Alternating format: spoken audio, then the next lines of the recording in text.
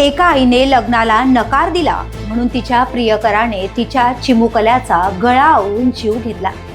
लग्न करायचं नव्हतं म्हणून एका तरुणीने तिच्या प्रियकराच्या मदतीने आपल्या होणाऱ्या भावी पतीला किल्ल्यावरून ढकलून दिलं. मुंबईच्या लोकलमध्ये फक्त दरवाजा बंद करण्याच्या क्षुल्लक कारणावरून तरुणाची चाकूने भोसकून हत्या करण्यात आली. या तीनही घटना वेगवेगळ्या असल्या, ठिकाणं वेगवेगळी असली तरी या तीनही घटनांचा धागा एकाच याला जोडतो, तो म्हणजे वाढत चाललेला असहिष्णुपणा, वाढत चाललेली सुडाची भावना, वाढत चाललेला राग आणि त्याचप्रमाणे माणसातलं कमी होत चाललेलं माणुसकीपण. नेमकी कुठून येते हो ही मानसिकता, आणि हेच आपण समजून घेणार आहोत या व्हिडिओच्या माध्यमातून. नमस्कार, मी विद्या आणि आपण पाहत आहात शहर मुंबई. गेल्या काही दिवसात महाराष्ट्राला हादरवून टाकणाऱ्या एकापाठोपाठ घटना समोर येत आहेत. हे केवळ गुन्हे नाहीत, तर माणसातलं माणूसपण हरवत चाललंय. सूड घेण्याची भावना असेल किंवा राग असेल किंवा संवेदनहीनता. आता कारेगावचंच प्रकरण बघा ना.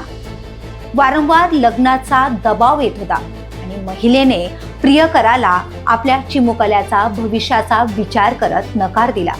आणि हा नकार त्या तरुणाच्या डोक्यात इतका विकोपाला गेला की त्या तरुणाने थेट त्या महिलेच्या 3 वर्षाच्या चिमुकल्याचा गळा आवळून जीव घेतला.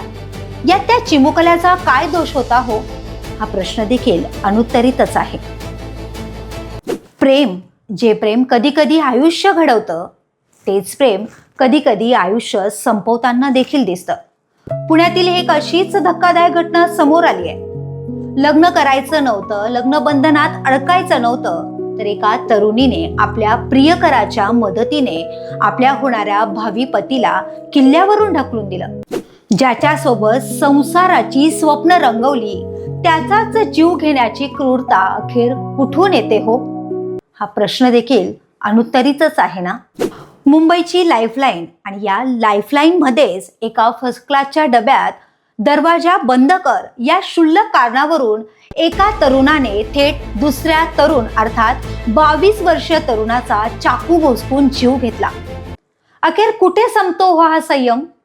आणि या तरुणाचा जीव गेल्याने त्याचं संपूर्ण कुटुंबाचं आयुष्य उद्ध्वस्त झालं.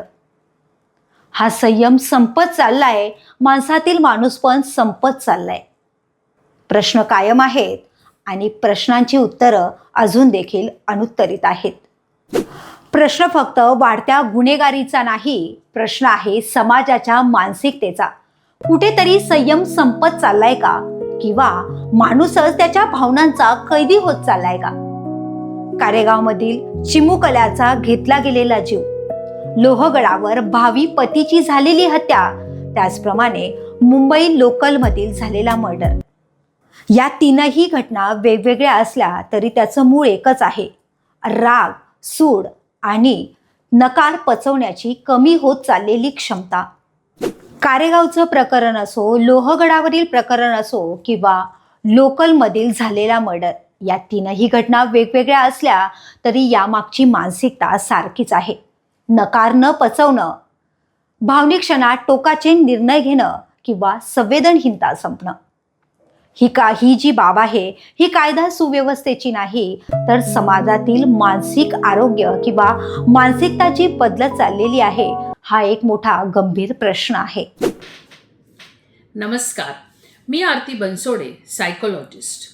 गेल्या काही दिवसांमध्ये घडलेल्या ज्या घटना बघितल्यास तरुण पिढीविषयी चिंता व्यक्त करावीशी वाटते. ज्या गोष्टी सहजपणे संवादाने किंवा पेशन्सने सोडवू शकतो, तिथे ही तरुण पिढी विकृती धारण करताना दिसत आहे. अगदी डोक्यामध्ये यांच्या किती हिंसक प्लॅनिंग सुरू असतात किंवा आपल्या बॅगेमध्ये चाकू घेऊन फिरतात, इथपर्यंत ही तरुण पिढी आज विकोपाला गेलेली आहे. आणि इम्पल्सिव्हिटी इतकी वाढलेली आहे, यांच्यात पेशन्स अजिबात राहिलेला नाही आहे. मग त्यासाठी बऱ्याच गोष्टी कारणीभूत आहेत. त्यामुळे ह्या तरुण पिढीशी संवाद साधणं, त्यांच्या मनात नक्की काय सुरू आहे हे जाणून घेणं, त्यांना नोकरीच्या व्यवसायाच्या व्यवस्थित संधी उपलब्ध करून देणं, शिक्षणाचे विविध पर्याय सांगणं आणि मेन म्हणजे घरातलं वातावरण हसत खेळत बोलतं ठेवणं हे फार फार गरजेचं आहे. कारण वरून सुंदर आणि छान दिसणारा तरुण किंवा तरुणी आतून मानसिकदृष्ट्या सुदृढ आहेच याची आता कुठेही शाश्वती राहिली नाहीये. त्यामुळे मानसिक आरोग्य तरुणांचं हे खूप धोक्यात आलेलं आहे आणि त्यावर सर्व स्तरांमधून काम होणं अतिशय गरजेचं आहे. Thank you so much. समाज म्हणून ही केवळ गुन्हेगारीची नाही तर माणुसकीच्या, माणसातील ऱ्हासाची, धोक्याची घंटा आहे. एखादा गुन्हा घडतो, त्यानंतर आरोपी पकडला जातो, न्यायालयीन प्रक्रिया होते, आरोपीला शिक्षा देखील होते, पण प्रेक्षको, गेलेला जीव परत पुन्हा येत नाही. आणि म्हणूनच वेळ आली आहे रागावर नियंत्रण ठेवण्याची, नकार स्वीकारण्याची आणि सर्वात महत्त्वाचं म्हणजे माणसातील माणूसपण जपण्याची. कारण जेव्हा माणुसकी मरते तेव्हा फक्त एक व्यक्ती नाही तर संपूर्ण समाज जखमी होतो.